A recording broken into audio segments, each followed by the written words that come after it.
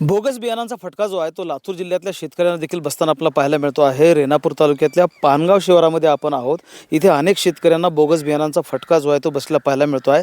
प्रामुख्याने लातूर जिल्ह्यातले शेतकरी सोयाबीनचं उत्पादन घेतात आणि त्यामुळे नवीन प्रयोग जो आहे तो शेतकरी करत असतो। यावर्षी वेगवेगळ्या कंपन्यांचं सोयाबीन बियाणं जे आहे ते शेतकऱ्यांनी खरेदी केलं, मात्र काही कंपन्या अशा आहेत ज्यांचं बियाणं अजिबात उगवलेलं नाही। आपण पाहू शकतो अशा पद्धतीनं दुबार पेरणी शेतकऱ्यांना करावं लागलेली आहे आणि खर्च जो आहे तो शेतकऱ्यांना बुरधण बनून सोसावा लागतो आहे। बियाणं पेरण्यात आलं, मात्र 12-15 दिवस झाले तरी काही उगवलेलं नाही आणि त्यामुळे शेतकरी अडचणीत आलेले आपल्याला पाहायला मिळतात। पानगावचे शेतकरी आपल्यासोबत आहेत, त्यांच्याकडनं जाणून घेणार आहोत। मला सांगा, काय अवस्था झाली इथल्या शेतकऱ्यांची आणि किती शेतकऱ्यांना ह्या बोगस बियाणांचा फटका बसला आहे? साहेब, आपल्या जिल्ह्यामध्ये एकतर पेरणीयोग्य पाऊस सुरुवातीला नव्हता आणि पेरणीयोग्य पाऊस झाल्यानंतर आपण पेरणीला सुरुवात केली।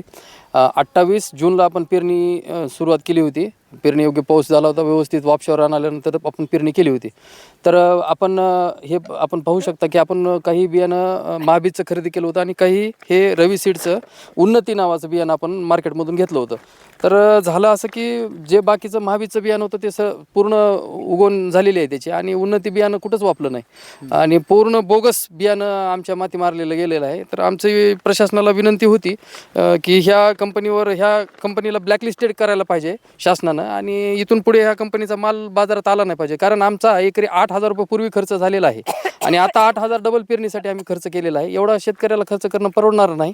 दुष्काळाचं सावट आहे, शेतकरी संकटात आहे आणि असं असताना अशा दुबार पेरणीचं जर संकट जिल्ह्यावर येत असेल समजा, तर मग प्रशासन काय करत आहे? प्रशासन म्हणून प्रशासनाची एक भूमिका प्रशासनाने घेतली पाहिजे। एवढे मोठे आंदोलन गेल्या वर्षी सुद्धा झाले, तरीसुद्धा काही प्रशासनाने दखल नाही घेतल्यामुळं जर कंपनी गेल्या वर्षीच ब्लॅकलिस्टेड झाली असती, यावर्षी आम्ही खरेदीच केलं नसतं।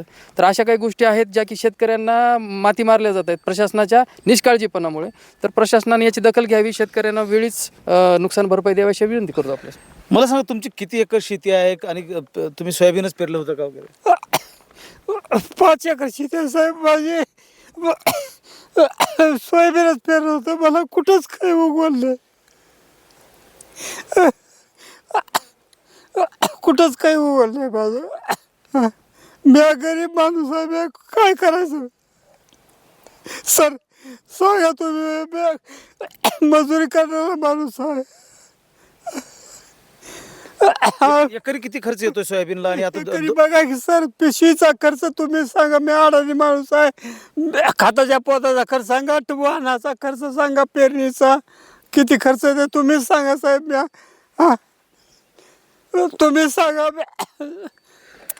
इतर काही शेतकरी आहेत, त्यांच्याकडनं जाणून घेणार आहोत। मला सांगा, एकरी किती खर्च येतो सोयाबीन लागवडीसाठी? 4 ते 5,000 रुपये ते एकर आहे। डबल पेरणी झाली की 5-7 हजार रुपये गेलेच की, आता हे डबल झालं बघा, तुमच्या समोरच आहे ना। एकतर पाऊस नाही वरून। नाही, आजच पाऊस त्याच्यामुळे सगळं घोटाळा भरपूर पाऊस झाला आहे। ती ही महाबीजचं आहे ती बघा, हे उन्नतीचं बघा।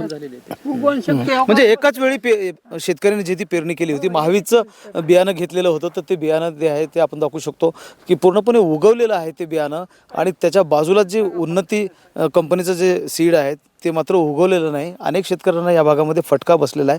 शेतकऱ्यांच्या डोळ्यामध्ये अश्रू आहेत, परिस्थिती बिकट आहे। एकतर पाऊस पडत नाही आणि त्यामध्ये पेरणी केलेली होती आणि त्यामध्ये पूर्णपणे बोगस बियाणांचा फटका जो आहे तो शेतकऱ्यांना बसलेला आहे आणि त्यामुळे आता दुबार पेरणीचं संकट जे आहे ते शेतकऱ्यांवर येऊन ठेपलेलं आहे। पोलीस कारवाई जी आहे ती अशा कंपन्यांवर झाली पाहिजे आणि शेतकऱ्यांना जी आहे ती मदत मिळाली पाहिजे, अशा प्रकारची मागणी जी आहे ती शेतकरी करतायत। महेंद्र जोंधळे, TV9 मराठी, लातूर।